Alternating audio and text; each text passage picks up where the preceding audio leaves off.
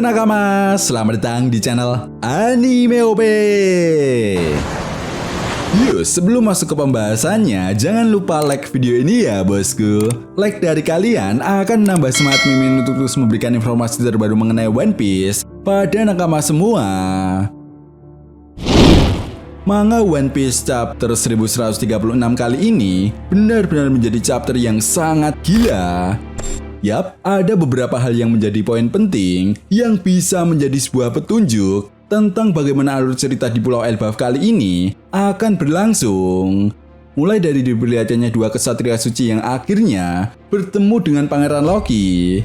Lalu di sisi lain, Luffy, Zoro, dan Nami yang memutuskan untuk pergi menemui Pangeran Loki membuat alur cerita One Piece di Ars Elbaf kali ini mulai mendebarkan. Selain itu, hal ini juga seolah membuktikan jika kelompok bajak laut topi jerami akan segera bentrok dengan dua kesatria suci. Nah, tentunya ini akan sangat menarik ya bosku. Karena ketika nantinya Luffy melihat salah satu anggota kesatria suci yang mirip dengan Zeng, hal ini tentu akan membuat Luffy sangat terkejut. Apalagi Luffy harus segera menyelamatkan Pangeran Loki karena ancaman yang diberikan oleh kesatria suci jika Pangeran Loki menolak bergabung menjadi bagian anggota kesatria suci bukanlah sebuah ancaman belakang. Ya, Gunko tak main-main memberikan ancaman untuk membunuh Pangeran Loki jika dia menolak bergabung dengan kesatria suci. Sementara itu di sisi lain, Pangeran Loki yang menerima ancaman tersebut rupanya tampak tenang dengan ancaman yang diberikan oleh Gunko. Bahkan Pangeran Loki ini tidak peduli jika dia harus mati. Nah, sampai di sini disadari atau tidak, hal ini seolah menjadi sebuah petunjuk jika sebenarnya Pangeran Loki bisa dibilang menjadi sosok yang sangat jujur dan bisa memegang ucapannya. Ya, karena apabila kita perhatikan lagi, sebenarnya posisi dari Pangeran Loki saat ini sedang tidak diuntungkan. Tentunya akan lebih baik untuk menerima tawaran itu, dan setelah bebas nanti, Pangeran Loki bisa melakukan pengkhianatan pada anggota kesatria suci. Namun nyatanya, Pangeran Loki tetap konsisten pada pendiriannya untuk memilih tidak bergabung dengan kesatria suci. Sehingga hal ini pun seolah menjadi bukti nyata jika Pangeran Loki bukanlah sosok yang jahat sepenuhnya. Dia punya tekad dan pendirian yang sangat kuat. Itu sebabnya kemungkinan besar hal inilah yang akan menjadi titik awal bagaimana Luffy nantinya akan bersahabat dengan Pangeran Loki ketika Luffy berhasil membebaskan Pangeran Loki. Atau bisa jadi Pangeran Loki akan membentuk aliansi dengan Luffy.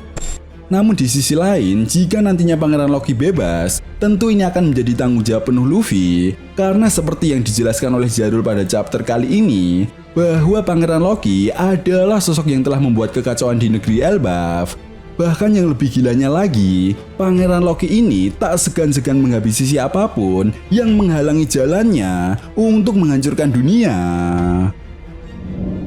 Maka dari itu, Luffy dan kelompok bajak laut topi jerami harus bisa mengontrol Pangeran Loki agar tidak membuat masalah lagi di negeri Elbaf, tetapi tidak untuk pemerintah dunia. Yap, penolakan Pangeran Loki untuk bergabung menjadi anggota kesatria suci dan Pangeran Loki yang mengetahui jika kesatria suci adalah bagian dari pihak pemerintah dunia seolah membuktikan ramalan dari Madame Shirley, di mana Madame Shirley pernah mengatakan jika Luffy akan menghancurkan dunia. Itu sebabnya, seperti yang sudah Mimin jelaskan tadi, memang di Ars Elbaf kali ini akan banyak sekali plot twist yang bisa terjadi. Entah itu Pangeran Loki yang akan membentuk aliansi dengan kelompok bajak laut topi jerami atau hal lainnya. Tetapi yang jelas, plot twist inilah yang akan menjadi titik awal bagi Oda Sensei untuk menentukan akan seperti apa pertempuran di akhir cerita One Piece nantinya.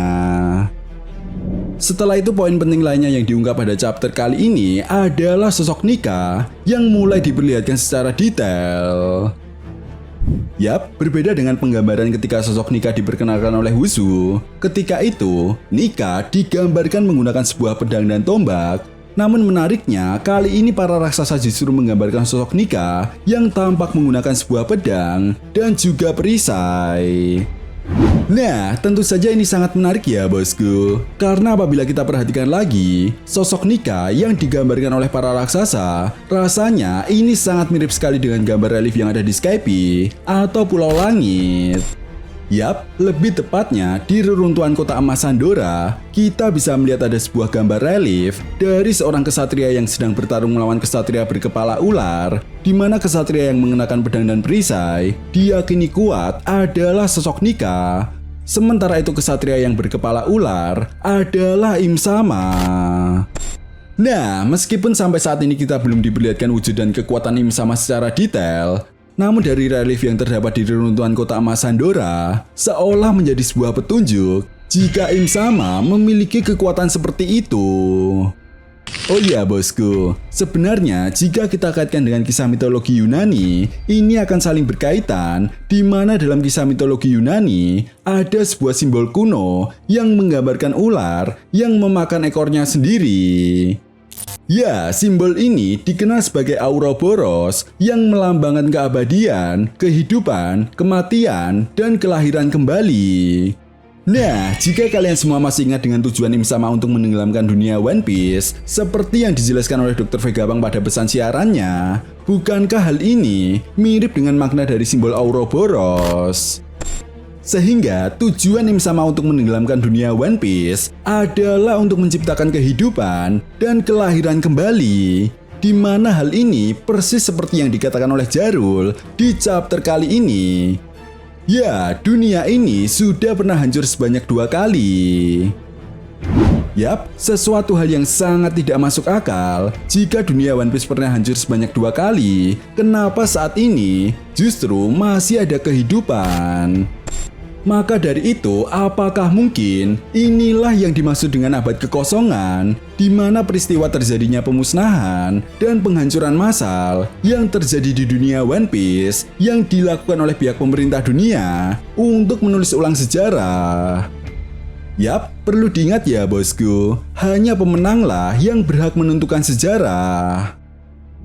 Nah, dari semua poin penting yang telah dijelaskan di chapter kali ini, Mimin yakin plot twist terbesar di Ars Elbaf adalah bergabungnya Loki menjadi bagian aliansi bajak laut topi jerami, di mana Pangeran Loki akan menghancurkan dunia bersama Luffy. Namun perlu diingat ya bosku, yang dimaksud menghancurkan dunia hanyalah sebatas menghancurkan Redland. Artinya, secara tidak langsung, menghancurkan Redland sama dengan menghancurkan pemerintah dunia. Ya, jadi ketika Redland hancur, maka secara tidak langsung impian Sanji pun untuk melihat All Blue akan segera terwujud. Karena seperti yang kita tahu juga, perlahan-lahan saat ini impian dari beberapa anggota bajak laut topi jerami pun telah terwujud. Lalu kemudian di sisi lain, tentu saja ketika Pangeran Loki dan Luffy berhasil menghancurkan dunia, maka otomatis tujuan besar Im Sama untuk menenggelamkan dan menciptakan kehidupan kembali setelah dunia tenggelam pun pastinya akan gagal. Well, overall, entah apa yang udah saya persiapkan untuk pertempuran di akhir cerita One Piece nantinya. Tetapi yang jelas, Pangeran Loki ini akan menjadi salah satu karakter penting yang akan menentukan alur cerita One Piece ke depannya. Apalagi jika benar Pangeran Loki adalah pengguna kekuatan buah iblis legendaris Dewa Matahari seperti yang dia katakan, maka sosok Dewa Matahari memang ada 2, yaitu sebagai Dewa Matahari penghancur dan Dewa Matahari pembawa pembebasan.